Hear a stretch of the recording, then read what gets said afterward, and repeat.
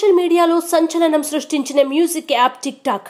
ఈ యాప్ విడుదలైన అతి కొద్ది కాలంలోనే బాగా పాపులారిటీని సంపాదించుకుంది. ఈ యాప్ సహాయంతో తమలో ఉన్న ప్రతిభను చాలా మంది ప్రపంచానికి పరిచయం చేసుకుని విపరీతమైన క్రేజ్ ని సంపాదించుకున్నారు. అలాంటి వారందరికీ ఇప్పుడు ఊహించని షాక్ తగిలింది. దీనిని ఇప్పుడు నిషేధిస్తున్నారు.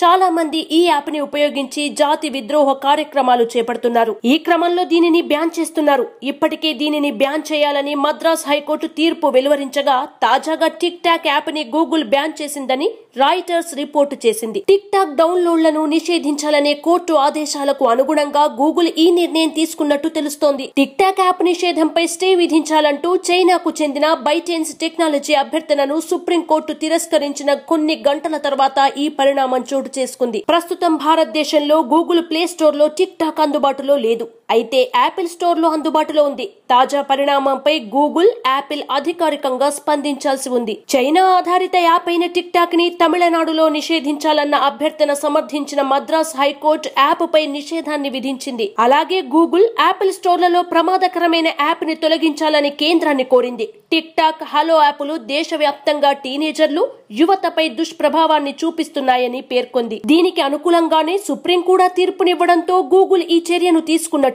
సమాచారం.